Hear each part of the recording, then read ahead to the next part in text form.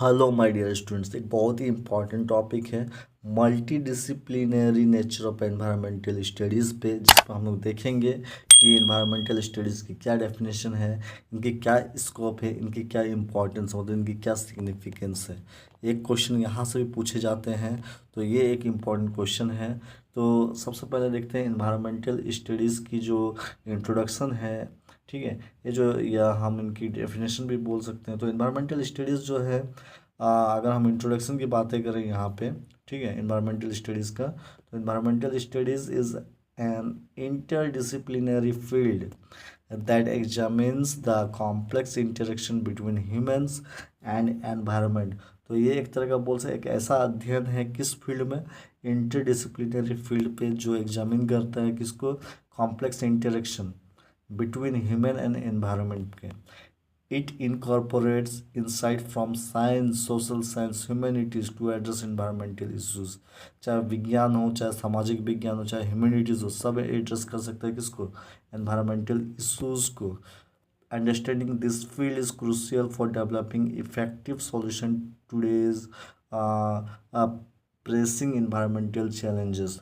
अगर हम समझ पाएंगे इसमें जो भी इन्वायरमेंटल इश्यूज़ होते हैं, हाँ ना, जो इन्वायरमेंट में जो भी प्रॉब्लम हम लोग को देखने को मिलते हैं, तो हम उनका सॉल्यूशन, उनका समाधान निकाल पाएंगे। साथ में जो जो भी हम लोग भी क्या कर सकते हैं, एक इन्वायरमेंटल चैलेंजेस को ला सकते हैं। ठीक है नहीं, मतलब इन्वायरमेंट चैलेंजेस को में हम लोग लड़ के हम लोग एक समाधान निकाल पाएंगे। कैसी हमको जो भी इन्वायरमेंटल प्रॉब्लम हो रहे हैं, मतलब इन्वायरमेंट से रिलेटेड जो भी इश्यूज आते हैं, उनको किस तरह से मतलब ठीक किया जा सकता है।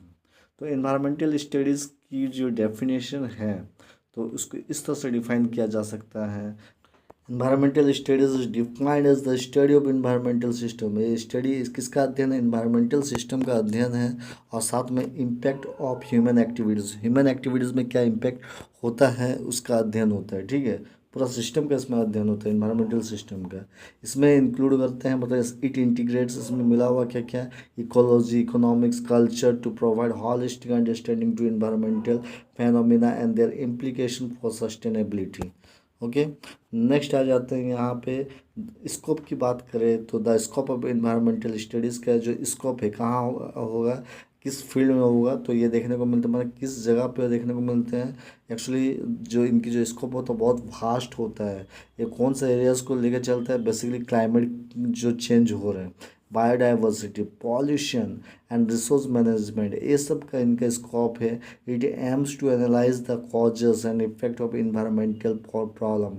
इनका मेन एम होता है कि एनालाइज करना है किस तरह से इन्वायरमेंटल में प्रॉब्लम हो रहे हैं, उनका मेन कॉजेस क्या है, इनका मेन इफेक्ट्स क्या है, while promoting sustainable practices across various sector. साथ में सस्टेनेबल प्रैक्टिसेस को प्रमोट करना वेरियस सेक्टर में, चाहे वो इंडस्ट्री हो, चाहे वो पॉलिसी मेकिंग में हो। ठीक है ना, तो ये सारी बातें रहा, इनकी क्या इंपॉर्टेंस है या क्या सिग्निफिकेंस है इन्वायरमेंटल स्टडीज़ का। मैं, हाँ, तो इसमें जो होता है, the significance of environmental studies lies in its ability, उस एबिलिटी पे लाइज करता है to foster awareness and action towards environmental conservation. तो मतलब अगर जागरूक होंगे यहाँ, तब हम जाकर क्या क्या एक्शन ले पाएंगे, ताकि हम इन्वायरमेंटल को कंजर्व कर पाएंगे। ये, है ना, मेन जो होता महत्व इसका है कि फॉस्टर करना है अवेयरनेस पे, और साथ में तुरंत हम लोग एक्शन लेना है टूवर्ड्स का इन्वायरमेंटल कंजर्वेशन पे। By studying this field, individual and communities can develop strategies to mitigate environmental degradation।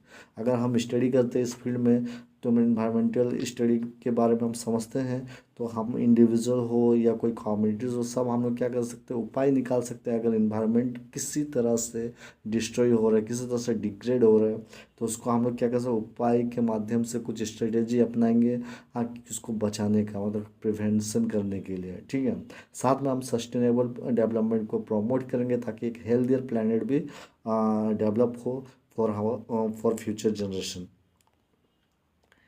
अब एक वर्ड यहाँ पे आ गया है, इंटर डिसिप्लिनरी अप्रोच।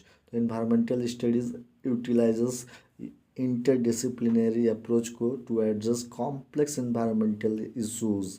इसमें क्या आ जाए, it draws from biology, geography, politics and economics, creating a comprehensive framework for understanding and solving problems related to sustainability and environmental justice. तो ये एक इंटरडिसिप्लिनरी अप्रोच क्या है, तो ये भी है कि एनवायरमेंटल इश्यूज को एड्रेस करता है, चाहे वो कोई बायोलॉजी से हो, चाहे ज्योग्राफी से हो, चाहे पॉलिटिक्स हो, चाहे इकोनॉमिक्स से हो।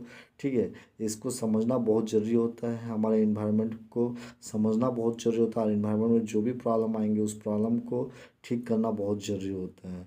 ठीक है, तो अगर हम इन्वायरमेंट बचाएंगे तभी जाकर हमारा, नहीं तो ये प्लेनेट भी नहीं रह पाएगा लास्ट में। तो फ्यूचर देखोगे तो यही इन्वायरमेंटल स्टडीज़ की अगर कॉमन फ्यूचर क्या है या इनकी कंक्लूजन क्या है एक्चुअली में। In conclusion, the multi disciplinary nature of environmental studies is essential for tackling the global environmental crisis. ये जो मल्टी डिसिप्लिनरी नेचर जो है इन्वायरमेंटल स्टडीज़ का, वो एसेंशियल क्यों है, क्योंकि ग्लोबल इन्वायरमेंटल क्राइसिस के लिए उसको टैकल करना जरूरी होता है। अगर मान लो पूरी दुनिया में अगर इन्वायरमेंटल में कुछ क्राइसिस आ जाए, कुछ प्रॉब्लम आ जाए, तो उसको किस तरह से उसको टैकल करेंगे, कैसे उसको हैंडल करेंगे, कैसे उसका प्रॉब्लम को सॉर्ट आउट करेंगे, ये सारा चीज़ को देखना होता है। By integrating diverse perspectives and expertise we can create effective solutions that promote sustainability and protect our planet for मतलब जनरेशन टू कम। मतलब अगर हम हमारा इन्वायरमेंट को बचा कर रखेंगे तो हमारा जो फ्यूचर जनरेशन होगा वो भी देख पाएंगे हमारे इन्वायरमेंट को। अगर इन्वायरमेंट क्या होगा, डिग्रेड हो जाएगा, तो अगर हम समाधान नहीं खोजेंगे तो दिक्कत है ना, तो हमारा फ्यूचर जनरेशन के लिए, ठीक है, आने वाला कल के लिए। तो हमको क्या करना है, अगर किसी वजह से हमारे इन्वायरमेंट में कोई प्रॉब्लम, इश्यूज़ वगैरह देखने को मिलती है, तो उसका समाधान सबको मिलकर करनी चाहिए। जो भी एक्सपर्टाइज होंगे, है ना, जो एक्सपर्ट होंगे इस फील्ड में, तो उससे भी समाधान निकालना होगा कि कैसे हम समाधान निकाल सकते हैं। तो ये सारी बातें यहाँ पे हैं, तो हम लोग को ज़्यादा से ज़्यादा प्रमोट करना चाहिए सस्टेनेबिलिटी को। ठीक है, ताकि हमारे प्लानट को बचाया जा सके। तो ये था जो है टॉपिक। इससे भी क्वेश्चन पूछे जाते हैं कि multi disciplinary nature of environmental studies पे क्वेश्चन आ सकते हैं, है ना। मतलब इसमें शॉर्ट क्वेश्चन भी पूछे जा सकते हैं, लॉन्ग क्वेश्चन पूछे, मतलब इनकी क्या डेफिनेशन है, क्या स्कोप है, क्या सिग्निफिकेंस है, मतलब सिग्निफिकेंस हो या इंपॉर्टेंस, ये चीज़। तो ये रहा आज के लिए है, तो नेक्स्ट वीडियो के लिए बने रहे। आज के लिए इतना ही, थैंक यू।